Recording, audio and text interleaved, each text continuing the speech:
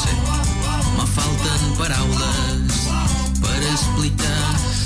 Etimologia de les paraules, paraules al descobert, bé, distintes maneres de presentar una secció que té molt a veure amb la filologia. Sí. I amb Antoni Gené. Etimologies per explicar, desxifrar la realitat. I en aquest cas ja estem de ple. Arriba el Nadal, i arriba la Sibilla. La Sibilla enguany mos tindrà una mica més espantats, no?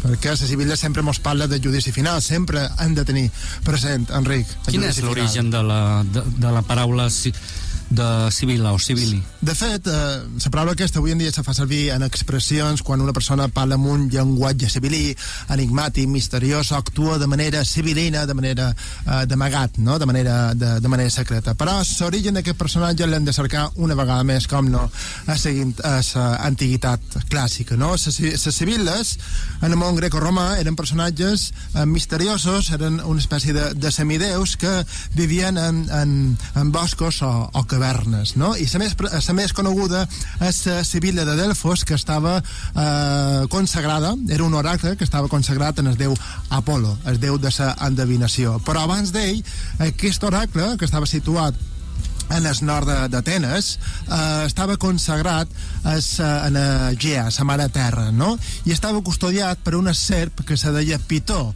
I què va passar? Quan hi va arribar Apolo, va matar la serp i va... Tanto perquè aquí, Antoni, quan ens explica la història de que és com un col·laborat, això, saps? Sí. Ja has d'estar, perquè si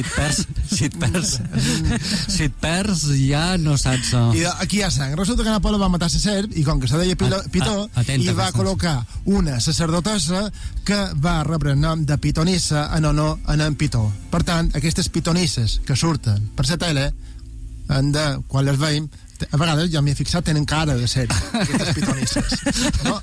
O pitonissos, perquè també n'hi ha de masculins, no? O sigui, compta amb aquesta gent. I clar, el nom de Sibilla estaria relacionada també amb aquesta serp que abans ocupava l'oracle de Delfos. Hi ha una etimologia d'origen indoeuropeu que diu que la paraula Sibilla ve de sib, d'aquesta arrel, que vol dir xiular, i seria una paraula onomatopeica que faria referència en el renou, en el xiulet que fa la serp quan s'arrossega per terra. S'arrossega per terra perquè la serp és un animal consagrat a la mare terra, a Egea, i és sinònim és un animal que coneix la cara oculta, els coneixements ocults de la vida, perquè està en contacte amb la terra i s'arrossega. D'aquí ve Sibilla. Però Sibilla és femení. Sí, la Sibilla era un personatge femení. I això vol dir que la Sibilla havia de ser forçosament una dona. Sí, i és curiós perquè l'antiguitat, les cultures de l'antiguitat solen ser bastant misògines, però el fet que sigui una dona, la que prediu el futur no és casual, perquè també hem de tenir en compte que abans Somo se dedicava a anar a caçar i la dona se dedicava en el conreu de la terra, i va arribar a conèixer també els cicles naturals, solars i lunars, que això va fer que se li atribuís un do com a profètic de conèixer la dimensió sobrenatural dels fenòmens naturals, i aposta la dona que casa Sibilla havia de ser una dona, no? I això contrasta una mica amb el fet que l'oracle de Delfos, la gent que hi feia les consultes només podien ser homes, les dones estaven vetades. I quina és la relació entre la Sibilla de Delfos i el cant de la Sibilla? Amb el cant amb l'oracle de Delfos en si no, amb un altre oracle, perquè a l'antiguitat no només hi havia la Sibilla de Delfos, n'hi havia bastantes. La més famosa va ser la de Delfos, i també una altra que estava en el sud d'Itàlia, que era la de Cumes, prop de Nàpols. Era una colònia grega, i allà tot neix, això del cant de la Sibilla neix a partir d'un poema d'en Virgili, l'autor de la Eneida, que abans, en un poema, a les bucòliques, va parlar de l'arribada d'un nin que suposaria una nova etapa.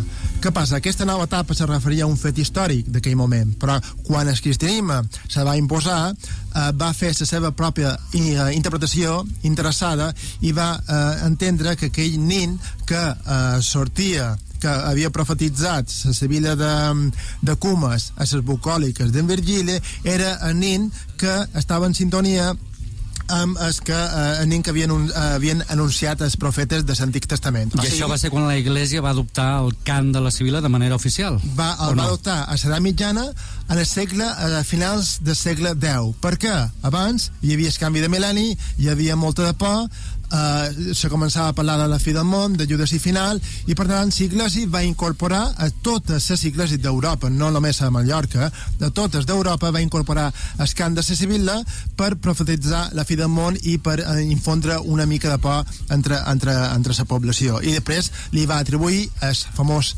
sermó del cant de la Sibila que parla del judici final, que això ja és una introducció del cristianisme, perquè no té res a veure amb el món greco-romà.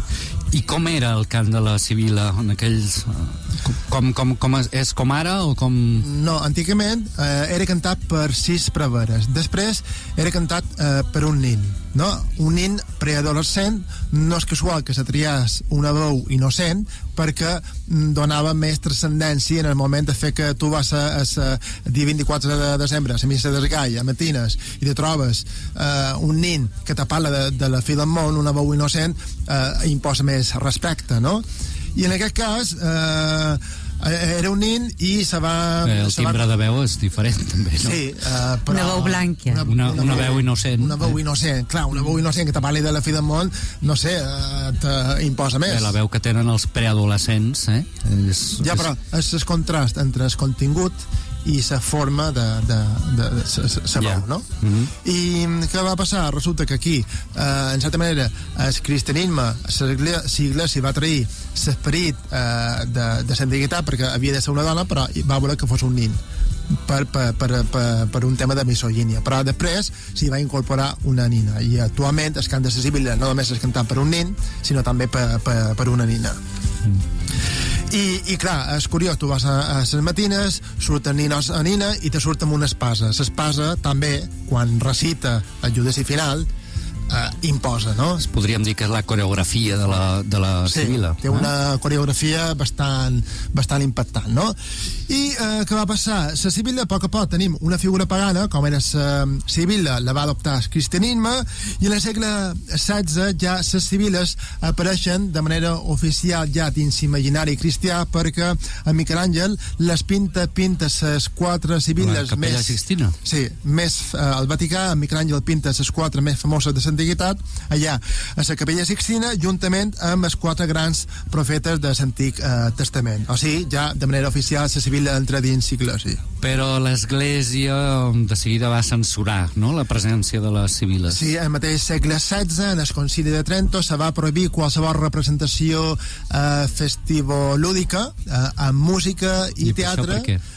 Perquè el motiu no se sé, però se volia donar més solemnitat o més seriositat a un espai litúrgic, no? I aquí va ser quan totes les iglesis d'Europa van rebre les ordres d'eliminar el cant de la Sibila, però com que a Mallorca estava tan arrelat, sembla que no se va acatar l'ordre i se va mantenir, no? O sigui que és com una espècie de miracle de supervivència, no? I clar, actualment... I això, des de fa uns anys, hi ha una tendència a la recuperació. Sí, de fet... Però l'únic lloc on se canta la Sibila és Mallorca. No. Mallorca i l'Alguer, hem de recordar, i a Catalunya també hi ha llocs on se canta. Sí, fruit de la conquesta catalana aragonesa se canta també l'Alguer, però què passa? Darrerament també s'està intentant recuperar a Braga, a Portugal, algunes iglesis de València, i també a Barcelona, a la catedral de l'església de Santa Maria del Mar de Barcelona, no? Que on la Maria del Mar Bona sempre hi sol anar, no? I clar, mos trobam amb el que he dit abans, no? És la Sibila, juntament amb el misteri de l'Elx de València, és el drama sacre més antic, no? És un miracle de supervivència cultural, i des de fa 3 anys l'UNESCO va declarar el cant de la Sibila com a patrimoni immaterial de la humanitat, i per molt d'anys.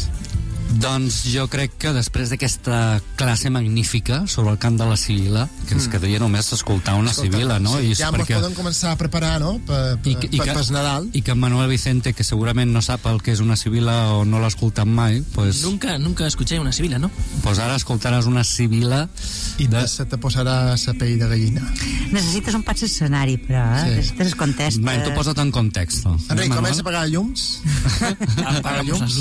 Jo trauré l'espasa. Bé, per Manuel i per als oients d'IV3 Ràdio.